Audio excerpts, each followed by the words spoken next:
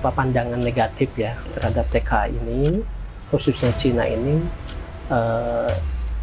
karena memang dianggap pemerintah ini tidak transparan gitu ya, dianggap tidak transparan terkait dengan keberadaan tenaga kerja asing Cina ini. Nah ini harapan kita ya, contoh dan beberapa hal ya tadi ya, nanti dengan adanya kereta cepat contohnya atau beberapa infrastruktur, ada beberapa peralatan yang memang hanya bisa mereka lakukan proses penggunaannya. Nah itu harus bisa diajarkan juga kepada tenaga kerja lokal itu. Jangan sampai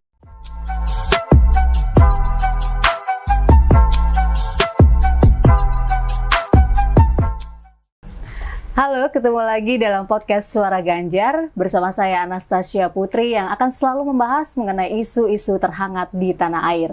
Dan kali ini kita akan membahas mengenai isu dan polemik mengenai tenaga kerja asing. Kita tahu bahwa belakangan ini jumlah TKA atau tenaga kerja asing ini di Indonesia jumlahnya semakin meningkat seiring dengan meningkatnya sejumlah proyek infrastruktur baik darat, laut maupun udara. Hal ini tentunya menimbulkan kecemburuan sosial, terutama pada masyarakat lokal.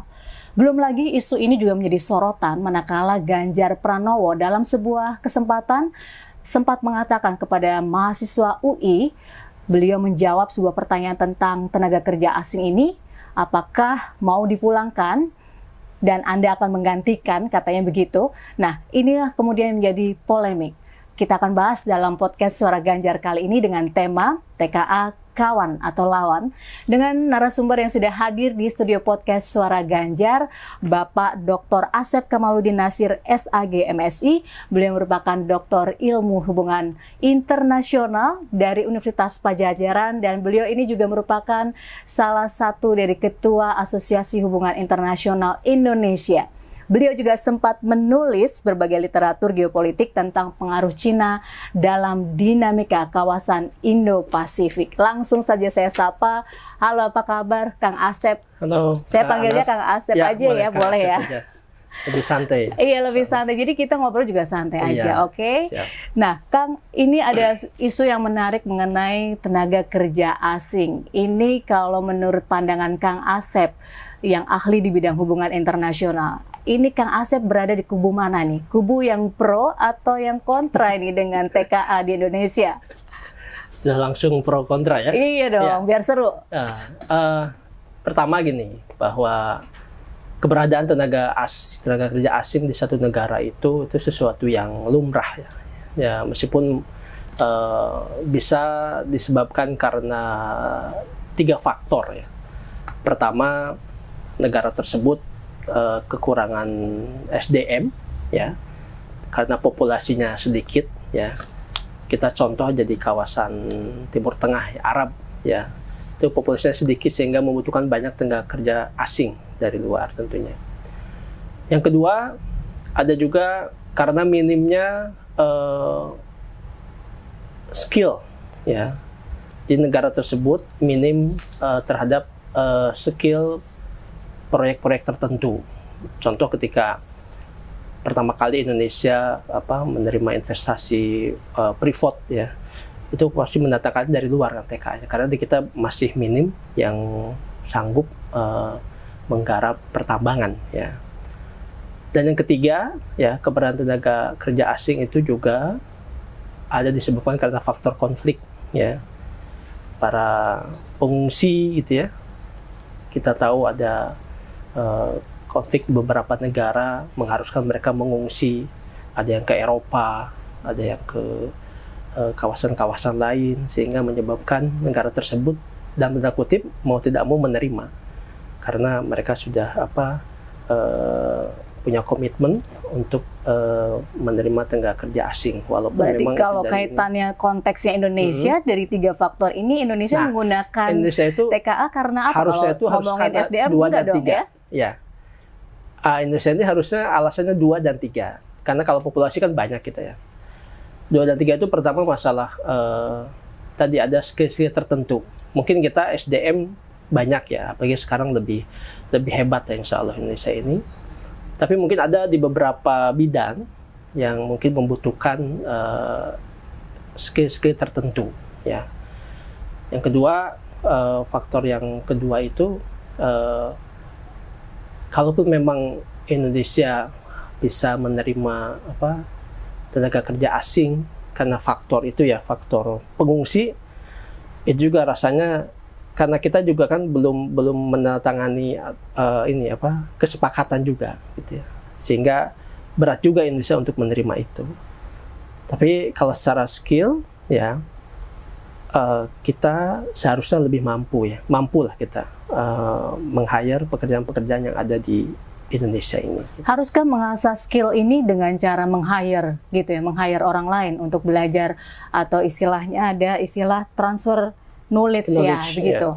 Yeah. Harus dari asing kah? Apakah kita tidak mampu untuk mempelajari sendiri di tanah air? Ya, karena gini prosesnya ya, dalam investasi penanaman modal asing itu ini memang ada perjanjian-perjanjian ya yang dilakukan oleh investor dan juga bagi negara penerima ya, penerima investasi juga kadang tidak mau ambil spekulasi ya, sehingga dalam beberapa hal negara investor ini dia memasukkan keberadaan atau keterlibatan tenaga kerjanya dari mereka itu merupakan sebuah keharusan gitu. Nah, tinggal ini presentasinya berapa persen yang memang, nah itu yang belum kita dapatkan ya, apa perjanjiannya seperti apa gitu ya. Bagaimana kemudian contoh sebut saja tenaga kerja Cina contohnya ya, yang ada di Indonesia ini, apakah memang itu berdasarkan skill atau memang kesepakatan dari investor terhadap negara Indonesia itu sendiri. Ini yang mungkin menimbulkan banyak pertanyaannya, dan sehingga banyak narasi-narasi negatif gitu ya, karena dianggapnya kan kurang transparan gitu ya, dianggapnya demikian. Padahal secara kalau dalam konteks hubungan internasional ya, bahwa proses peningkatan skill itu memang bisa juga dilakukan dengan namanya itu atau ya menggabungkan lah. Jadi dibarengkan lah istilah itu, biar kita juga belajar gitu. Karena dalam beberapa proyek ya contoh ya seperti kereta cepat ya, itu banyak kok melibatkan tenaga-tenaga lokal yang memang banyak testimoninya yang mereka merasa terbantu, banyak belajar juga gitu. Iya, mungkin narasi yang dibangun oleh pemerintah ini membuat sebagian besar masyarakat lokal, Betul. utamanya tuh tadi tenaga kerja dari Cina, itu merasa tidak suka gitu ya. Ada tanggapan negatif. Betul. Bahwa negara seolah-olah lebih percaya pada tenaga kerja asing daripada tenaga kerja di dalam negeri. Nah, ini faktor apa ya yang menyebabkan masyarakat kok jadi memandang upaya pemerintah, sebenarnya infrastruktur ini juga nantinya untuk, untuk masyarakat, tetapi kenapa tidak menggunakan tenaga kerja lokal aja gitu? Ya. Kalau soal tenaga kan banyak sekali loh Indonesia ini. Ya. Pertama adanya pandangan negatif ya terhadap TKA ini, khususnya Cina ini.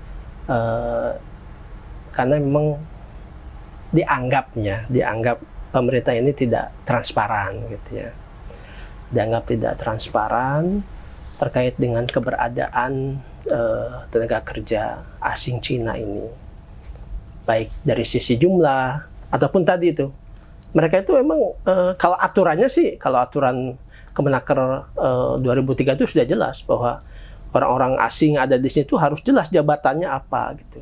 Jadi kalau yang sifatnya pekerja keras itu ambil dari lokal lah gitu ya. Tapi untuk level-level manajer itu boleh dari luar gitu ya. Karena untuk transfer knowledge itu ya.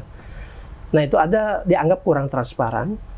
Kedua, ini di bagian mananya nih Kang kurang transparannya? Apa yang harus seperti apa kemudian? Jumlah tenaga kerja asingnya itu. Oke, jadi termasuk harus harus Iya. transparan, harus dibuka begitu. dibuka gitu Oke. ya. Karena masyarakat melihatnya begitu ya. Iya.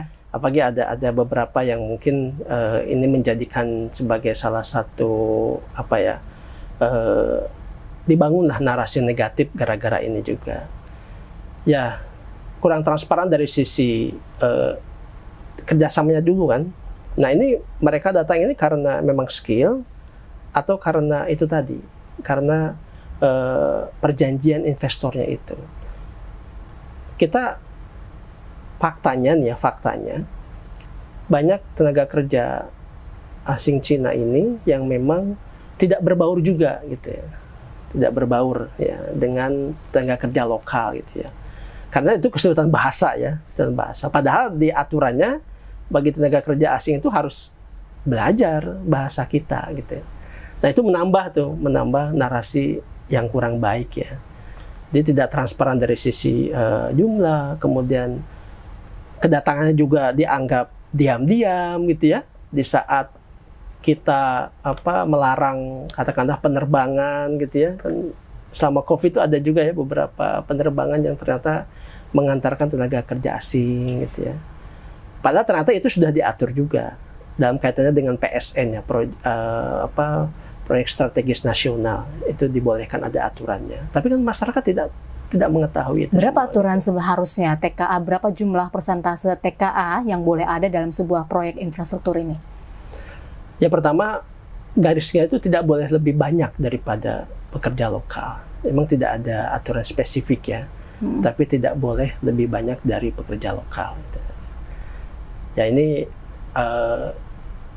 ada beberapa proyek ya, seperti yang saya tahu tuh di Natuna ya, itu membolehkan dari asing itu hanya sekitar 20-30%. Berarti 70%-nya kan harus lokal gitu ya.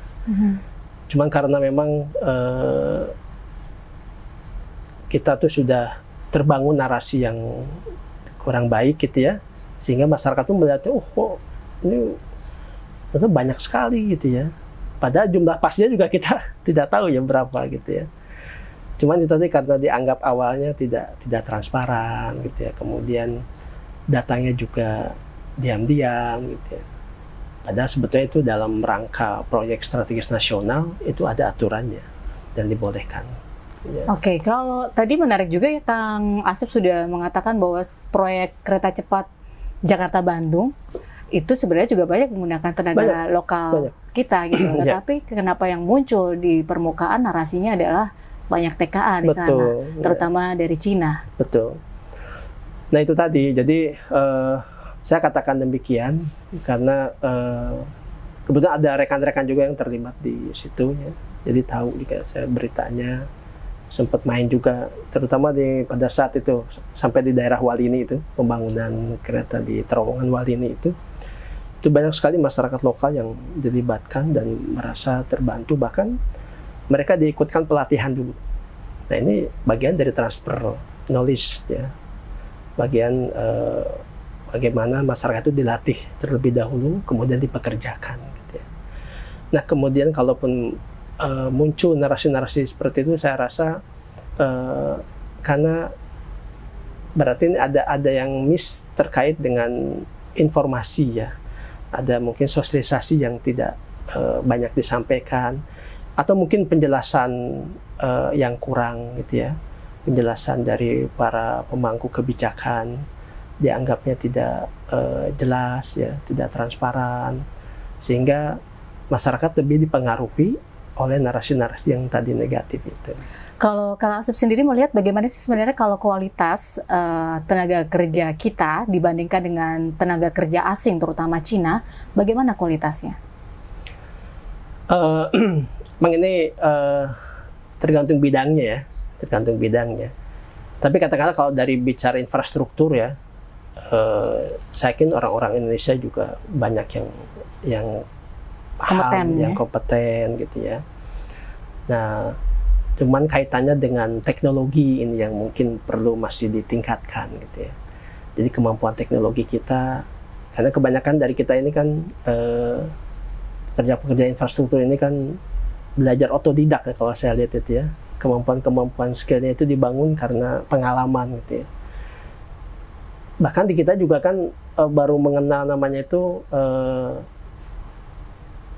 standar kompetensi itu kan belum lama ya, belum 1 dekade ini, 5-10 tahun ini baru diperkenalkan. Sedangkan kalau di luar itu kan sudah diperkenalkan lama gitu ya. Jadi dari sisi pemahaman terkait standar kompetensi, SOP gitu ya, ya itulah makanya perlunya ada semacam transfer itu, knowledge itu. Oke. Kalau melihat Kang Asep kan sudah pernah ya membuat sebuah literatur tentang geopolitik, terutama pengaruh Cina dalam kawasan Indo-Pasifik ini. Kira-kira umumnya proyek kerjasama infrastruktur dengan pemerintah Cina ini meliputi aspek apa saja nih, Kang? Ya, kerjasama infrastruktur ya dengan Cina ini ya, pertama ya tidak hanya hal-hal yang sifatnya itu pembangunan fisik ya, tapi juga pembangunan skill ya, sehingga masyarakat juga atau pegawai kita juga, pekerja-pekerja kita juga punya kemampuan yang bertambah gitu ya.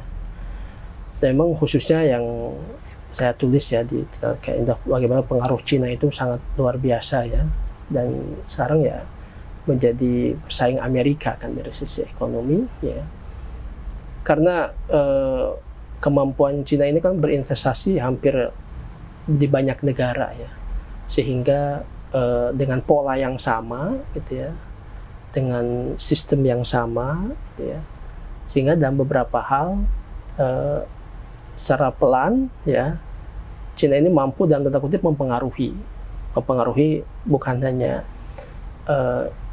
ya pemerintah yang tempat dia melakukan investasi, tapi juga masyarakatnya.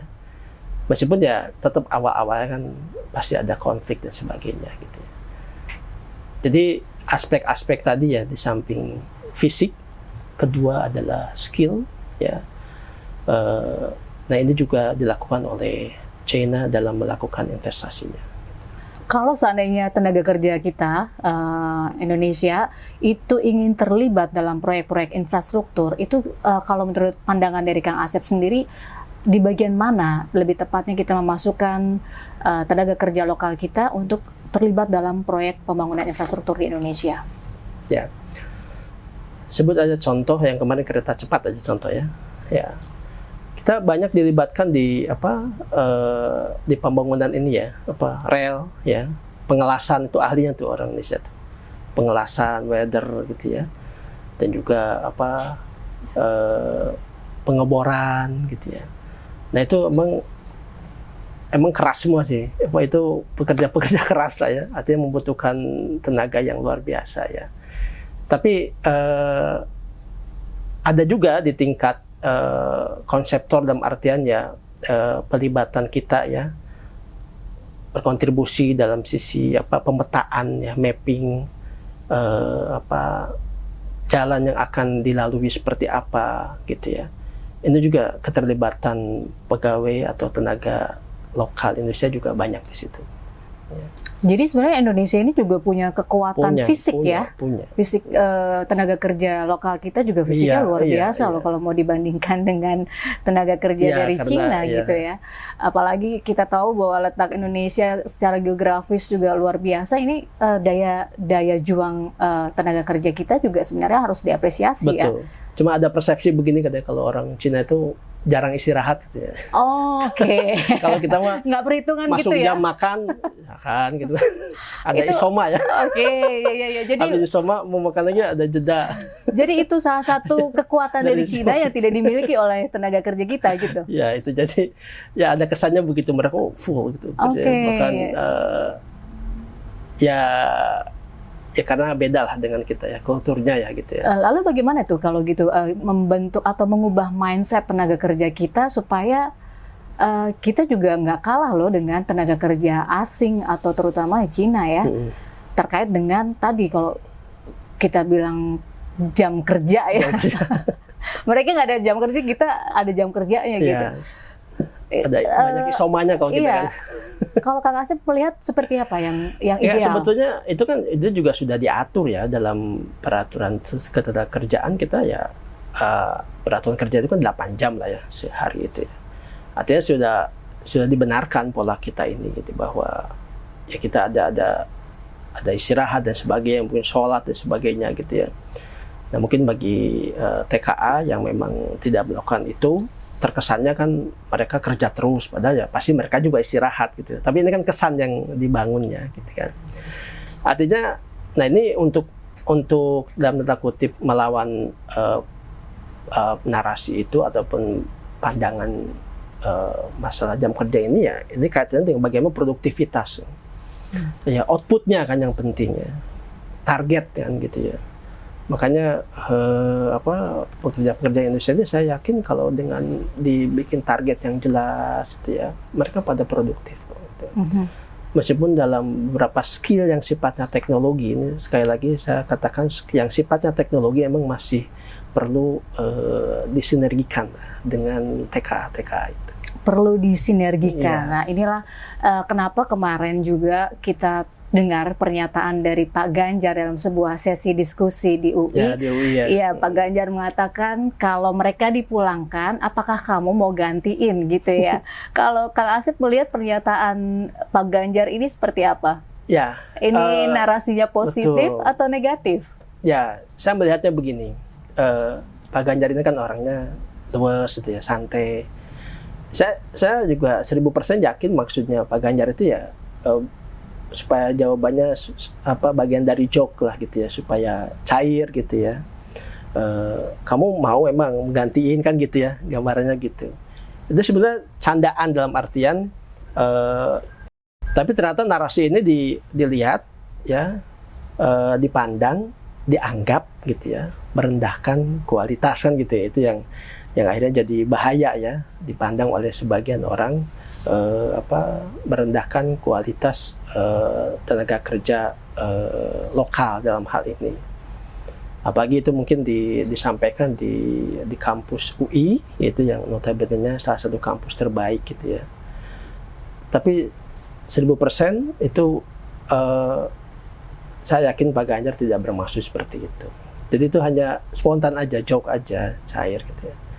Tentunya ya itu tadi yang disayangkan itu banyak narasi-narasi negatif aja yang muncul. Atau mungkin dalam konteks positif bisa diartikan bahwa ini harusnya memotivasi betul. Tenaga kerja lokal kita untuk tadi soal produktivitas ya, lebih ditingkatkan lagi gitu, karena mereka jauh lebih produktif dianggapnya begitu ya. Demikian. Nah sementara bagaimana dengan tenaga kerja lokal kita? Apakah kamu mau menggantikan, sanggup atau tidak begitu ya? Kita kalau dipandangnya begitu positif kan harusnya dengan gitu. Sebuah sentimen yang lebih positif gitu ya. Betul.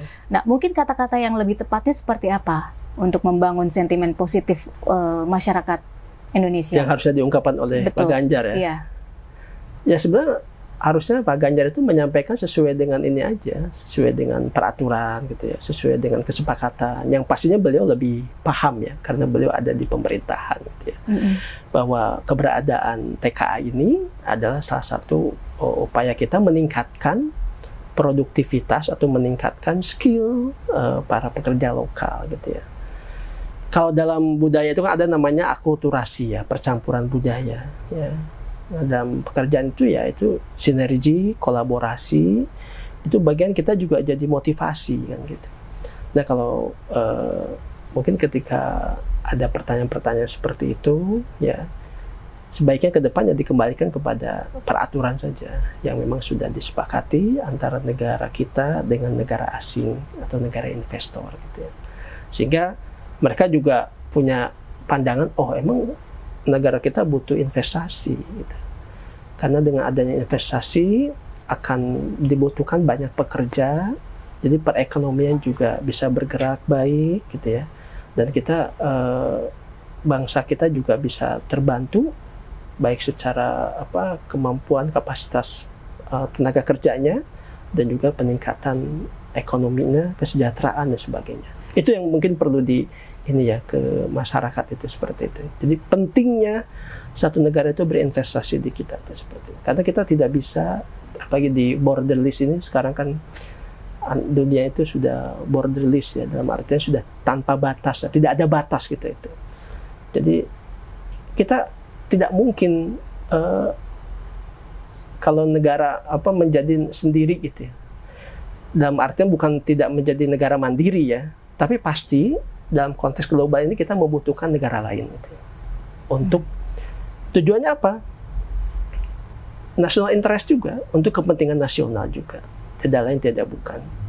Iya, sebenarnya kita juga kalau lihat di masyarakat, kita juga butuh ketersediaan lapangan pekerjaan. Betul. Nah, inilah sebenarnya yang diharapkan oleh masyarakat ketika banyak proyek-proyek infrastruktur yang sedang dibangun, mereka berharap ini bisa menyediakan lapangan pekerjaan bagi mereka dan menambah penghasilan mereka, kurang lebih kan seperti itu. Nah, kalau dalam konteks Ganjar Pranowo ini akan maju sebagai calon presiden, kira-kira apa program yang harus digelontorkan oleh Pak Ganjar ini untuk meningkatkan daya saing tenaga kerja kita di level internasional bahkan? Ya, terima kasih Kak Anas. Ya, apabila nanti Pak Ganjar ya ditakdirkan gitu ya menjadi presiden Republik Indonesia tahun 2024, tentunya hal yang pertama yang kaitannya dengan tenaga kerja ini ya, peningkatan SDM itu menjadi hal yang utama ya. Peningkatan SDM melalui tapi yang terarah ya. Jadi visinya nih kita mau membangun apa, infrastruktur apa. Jadi peningkatan SDM yang terarah itu lebih baik ya. Karena saya melihat ada beberapa mungkin upaya pemerintah ya dalam meningkatkan pelatihan-pelatihan yang akhirnya tidak terarah ya gitu ya. Jadi beberapa sekarang sudah kan ada standar kompetensi gitu ya. Nah ini Pak Ganjar mungkin bisa meningkatkan kapasitas dari badan-badan tersebut yang memang bertugas untuk meningkatkan standar kompetensi dari calon tenaga kerja kita. Termasuk ya kalau tadi kaitannya dengan bersaing, menyiapkan tenaga kerja kita yang mau bekerja di luar kan gitu ya. Jadi ya jangan sampai kita mengirim yang unskilled ya, yang tidak punya skill gitu ya. Sehingga akhirnya kan yang terjadi ya pekerja kita di luar jadi ya menerima kekerasan dan sebagainya gitu. Karena itu tadi tidak punya skill itu. Tapi kalau disiapkan ya punya skill ya untuk dikirim keluar dan yang ada di kita juga dibangun semacam mungkin saya yakin sebenarnya sudah ada ya balai-balai kerja gitu ya. Cuman itu tinggal ditingkatkan saja kapasitasnya dan wewenangnya, itu yang penting. Jadi harus lebih terarah gitu ya, Betul, Kang ya. Ya. Nah, kalau dalam kita dalam proyek infrastruktur yang sedang berjalan sekarang, kita tahu tadi dari awal kita sudah diskusikan banyak sekali tenaga kerja asing yang masuk ke proyek-proyek infrastruktur kita. Nah, diharapkan kalau dari narasi yang dibangun oleh pemerintah terjadi transfer knowledge dan teknologi. Iya. Menurut Kang Asep, apakah itu berjalan transfer teknologi dan knowledge ke pekerja kita di Indonesia? Ya, mungkin boleh sedikit saya sampaikan ya. Dengan negara sebelumnya, ya kita sudah banyak juga kerjasama ya. Negara sebelumnya tuh misalnya? Amerika. Amerika, oke. Okay. Kita kerjasama militer, kerjasama. Tapi perlu saya sampaikan di sini nggak ada itu transfer teknologi. Penyebabnya apa itu, Kang? Ya mereka tidak mau menyampaikan itu, tidak mau transfer itu karena ya seperti dulu kita beli pernah F-16 ya pesawat. Sampai kalau rusak itu kita harus nunggu dulu itunya apa, katakanlah murnya apanya gitu ya, komponen-komponen cadangannya itu harus nunggu dulu dari Amerika. Padahal kalau dari awal komitmen mau transfer teknologi harusnya kan itu disampaikan itu bagaimana komponen-komponen cadangan itu sehingga ketika rusak kan banyak pesawat kita yang beli dari Amerika itu rusak nggak bisa diperbaiki, akhirnya beli baru lagi kan gitu ya. Sampai contoh itu dengan Cina ini kita ada harapan lah gitu ya, ada harapan dan beberapa hal ya kalau transfer teknologi, transfer ini kan termasuk yang cepat belajar ya Cina ini ya. Jadi kemampuan Cina ini mampu melakukan duplikasi gitu ya, seperti aslinya gitu ya. Nah ini harapan kita ya, contoh dan beberapa hal ya tadi ya, nanti dengan adanya kereta cepat contohnya atau beberapa infrastruktur, ada beberapa peralatan yang memang hanya bisa mereka lakukan proses penggunaannya. Nah itu harus bisa diajarkan juga kepada tenaga kerja lokal itu. Jangan sampai kan bahasanya Cina itu panduannya Cina.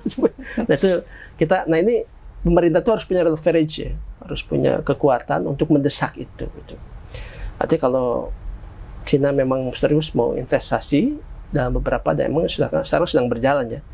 Contoh smelter ya, yang di Halmahera gitu ya, dan beberapa pembangunan smelter juga di tempat lain tuh, itu mereka sudah mulai tuh transfer teknologi gitu. Makanya pengolahannya kan dilakukan di sini. Kalau dulu kan yang namanya ekspor mineral itu kan langsung aja. Jadi kalau ibaratnya kalau tambang itu pasti dikeruk aja udah langsung dikirim. Nah ini ada smelter ini untuk menyaring dulu, dijadiin apa dulu, dipisah-pisahkan dulu. Nah ini juga bagian dari transfer teknologi yang dilakukan oleh Cina di kita. Gitu. Jadi Kang Asep mengatakan kalau Cina ada harapan ya. Jadi itu masih belum nih. Kalau ada beberapa yang sudah ya, tapi mungkin masih jauh lah dari harapan. Oh masih jauh. Apakah tadi Kang Asep juga bilang kalau yang negara sebelumnya tidak melakukan, kalau Cina baru sedikit atau sudah banyak? Ya, emang kalau dihitung dari, kalau harapan emang tinggi ya. Kalau dihitung dari harapan ya masih inilah. Ya masih 20% lah kalau saya lihat. Masih kecil sekali ya. Kecil sekali. Apa kira-kira juga mereka menyembunyikan kan sesuatu? By proses juga. Oh, by proses ya, bukan karena mereka ini menjadi juga rahasia negara betul. Begitu. Ada sesuatu yang menjadi rahasia negara. Karena intinya ya? kan investor juga kan intinya mereka juga pasti hati-hati ya, nggak mau kehilangan uangnya juga kan gitu ya. Jadi mereka sangat hati-hati, dan ini menjadi tapi itu ada progres sebetulnya. Dari 20% itu ada terus itu. Dan proses transfernya itu baik transfer, kalau kita tahu ini juga bukan dalam setahun 2 tahun sudah terjadi TKA di Indonesia ini ya. Nah kalau ke depan kira-kira negara ini tadi kalau Bapak bilang dari awal itu lumrah sebenarnya ada TKA di Indonesia. Ya. Nah Bapak berarti termasuk kubu yang pro ya? Oh iya pro. Kalau mau di ini pro ya ada TKA. Tapi dengan sejumlah catatan ya Pak? Ya catatan. Ya kita yang tetap harus punya kontrol penuh ya negara kita. Yeah. Ada ketika mereka, makanya persyaratan-persyaratan itu sebenarnya udah ada ya diatur di Kemenaker Trans. Yeah. Dulu kan ada BNP 2 TKI atau ada lembaga-lembaga yang mengatur itu ya. Imigrasi juga kan semuanya selama memang persyaratannya dipenuhi gitu ya sesuai dengan aturan ya welcome. Karena ya biasanya nih secara umum aja mungkin kalau Kak Anas gitu ya bekerja dengan orang asing itu kan ada motivasi juga ya gitu ya untuk belajar atau untuk ngimbangi atau seperti apa gitu ya. Dan begitu pun ya keberadaan TKA di kita aja saya termasuk yang setuju ya itu tadi dengan catatan sesuai dengan peraturan dan juga memang betul-betul transfer knowledge dan transfer teknologi itu bisa betul-betul diwujudkan 100%. Nah, itu sulit juga. Tadi Kang Asep juga sempat mengatakan bahwa harusnya mereka berbaur dengan tenaga kerja kita. Sementara mereka punya kendala bahasa, sehingga tidak terjadi itu proses komunikasi yang baik. Nah, kira-kira bagaimana proses transfer ini bisa berjalan sementara mereka juga punya kendala bahasa? Ya. Jadi, kalau yang terjadi ini ya, yang terjadi di kereta cepat itu di Walini itu, yang saya tutup. Jadi pakai bahasa kode-kode aja gitu. Jadi meskipun ada instrukturnya ada yang bisa bahasa Indonesia ada, instrukturnya ada. Jadi kode-kodenya gimana itu Kang? Jadi maksudnya kalau kerja-kerja dalam ini ya mengerjakan ABC tahapan-tahapannya gitu ya, SOP-nya lah. Karena kan kalau di kita kan beberapa tenaga kerja kita ada yang mungkin bekerja asal yang penting kerja gitu. Jadi tidak melihat SOP ada juga. Nah, ini kesulitan bahasa ini juga ya. Tapi sementara ini ya pasti di antara mereka ada yang bisa minimal instrukturnya. Tapi instrukturnya kan nggak selalu ada di situ kan gitu. Nah, jadi ke depan itu juga harusnya menjadi persyaratan. Bagaimana kemudian tenaga kerja asing yang ada di kita ini ya harus belajar, minimal dilatih 6 bulan gitu. Seperti anak kita kan kalau mau ke luar negeri itu kan pekerja kan dilatih 6 bulan minimal. 3 bulan. Cuma kadang-kadang kita butuhnya cepet ya kan. Nah itu. Butuhnya cepet dikejar. Nah itu dengan target, alasan gitu. proyek strategis nasional itu akhirnya serba cepat kan gitu. Iya. Karena untuk mempercepat. Nah inilah yang kemudian masyarakat kita juga jadi nggak terima ya. Nggak terima gitu ya. Nah, akhirnya kan jadi konflik juga. Betul. Makanya akhirnya kan gini. Akhirnya terbangunlah gitu secara langsung. Itu kan jadi pemicu ya. Pemicu mereka tidak mau berbaur gitu kan. Kemudian mungkin dalam beberapa budaya juga beda gitu, perilaku juga beda gitu, cara hidup juga beda. Mungkin kita lebih tertib lah gitu ibaratnya gitu ya. Itu menjadi masalah tersendiri memang gitu. Tapi ya makanya di sini harusnya ada yang menjembatani ya gitu ya. Harus ada yang menjembatani yang secara terus-menerus ya, mengawal, menjelaskan gitu ya. Kalaupun memang alasannya tadi ya buru-buru itu ya, sehingga ya kesenjangan komunikasi itu bisa teratasi. Kesenjangan komunikasi bisa teratasi untuk meningkatkan skill tenaga kerja kita, betul. Sehingga kita punya daya saing yang luar biasa di tingkat internasional bahkan ya. Nah ini juga kendala bahasa ini menjadi masalah di seluruh TKI ya, atau tenaga kerja Indonesia kita. Tenaga kerja yang di luar juga gitu. Iya, di luar pun juga sama. Betul. Nah, bagaimana cara mengatasi kendala bahasa ini khususnya untuk masyarakat kita? Sementara ini kan era global ya, semuanya bahkan teknologi pun dengan menggunakan bahasa asing gitu. Bagaimana tenaga kerja kita bisa bersaing khususnya sebetulnya untuk kita mengatasi kendala bahasa? Pertama perlu dicatat bahwa emang bukan hanya bahasa, tapi juga budaya. Itu penting. Kita memahami, contoh, mungkin yang saya tahu nih ya, budaya Arab contohnya. Kalau TKI, ya, yang ada di, selain bahasa ya, yang di sana tuh masalah budaya gitu ya. Kalau orang Indonesia ini kan ramah-ramah ya. Jadi kalau, ini fakta ini kejadian. Jadi, ya, orang Indonesia yang ramah-ramah sehingga ketika disenyumin oleh tuan rumahnya, orang kita pasti senyum kan? Iya. Nah itu disangkanya apa? Disangkanya itu seneng. Wah ini demen ya sama saya nih gitu. Itu budaya. Oh gitu. Iya. Demen itu dalam arti suka gitu ya? Suka. Okay. Akhirnya ya maaf banyak terjadi kasus-kasus pelecehan itu karena dianggap ini dia suka kok sama saya gitu. Itu salah satu bentuk kecil budaya aja. Iya. Nah, makanya bukan hanya bahasa, ketika emang ini ya budaya juga harus dipahami gitu ya. Jadi ya bukan hanya ke Arab ya, ke Hong Kong, ke Jepang gitu. Itu kan pasti budaya tersendiri ya. Nah itu juga harus dipahami. Iya, bagaimana juga meningkatkan skill sementara tingkat edukasi tenaga kerja kita juga tidak merata ya. Tidak merata. Betul. Nah, apa itu solusinya, Kang? Ini memang pertama keinginan tenaga kerja Indonesia yang ingin ke luar negeri itu kan banyak. Makanya berbagai jalan ditempuh ya. Baik yang legal maupun ilegal. Bahkan ketika kemarin moratorium pun masih banyak yang berangkat tuh, yang ilegal itu. Di sini berarti harus ada perhatian khusus dari pemerintah ya. Untuk sebetulnya sudah ada sebenarnya balai latihan kerja, balai pelatihan itu tinggal mengaktifasi kembali gitu ya, sehingga daripada gitu ya mereka dalam tanda kutip dibujuk gitu ya oleh ya calo-calo atau oleh ya, mereka bilang sih pengusaha penyalur ya bahasanya gitu, sehingga akhirnya mereka pada yang direkrut itu ya orang-orang yang asal mau pergi saja, tidak dicek dulu skillnya, tidak dicek dulu peningkatan kemampuan bahasanya dan sebagainya.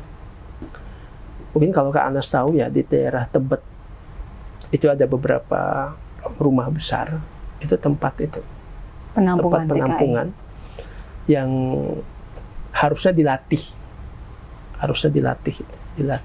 skillnya. Tapi faktanya banyak juga yang nggak dilatih. Gitu. Yang penting uangnya masuk, Uangnya begitu masuk, ya. iya. Tadi ya ada Karena calo, lumayan besar itu. ada mafianya Ya, juga ada. di sini ya. Besar. Duh, PR-nya banyak sekali nih Kang. Ya, PR Pak Ganjar.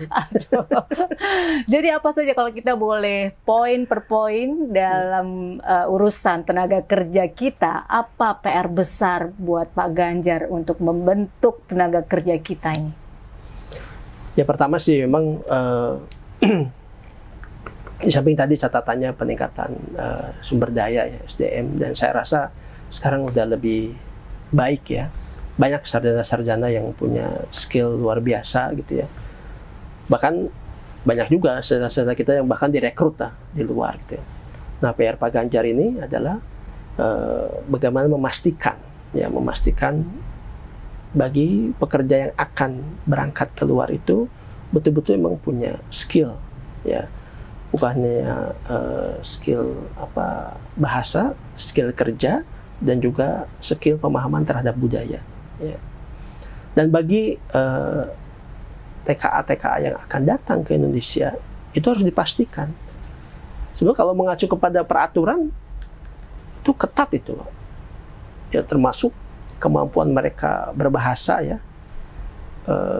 Minimal kalau di kita itu kan ada elementary lah gitu ya. Tidak harus advance gitu ya. Tapi mereka minimal bisa berkomunikasi, karena itu menjadi jembatan, dan komunikasi itu jembatan transfer knowledge juga kan gitu. Nah, pastikan juga bahwa TKA datang ini ada TKA yang berkualitas ya, bukan pekerja kasar ya, yang sebetulnya itu bisa dilakukan oleh penduduk kita. Banyak ya masyarakat kita yang bisa melakukan pekerjaan-pekerjaan yang faktanya malah dikerjakan oleh TKA itu. Itu mungkin menjadi PR Pak Ganjar. Baik, terima kasih Kang Asep Ya. atas masukan dan ngobrol-ngobrolnya, dan terima kasih banyak sudah sharing ya di podcast Suara Ganjar ini.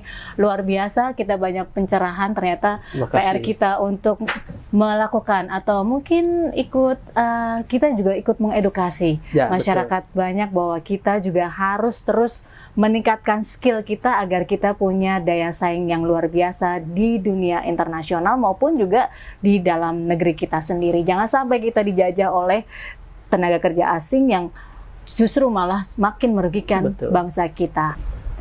Oke, itu tadi obrolan kita tentang TKA, lawan atau kawan. Mudah-mudahan podcast kali ini bisa menginspirasi dan juga bermanfaat untuk kita semua. Sampai ketemu di podcast Suara Ganjar selanjutnya. Saya Anastasia Putri, sampai jumpa.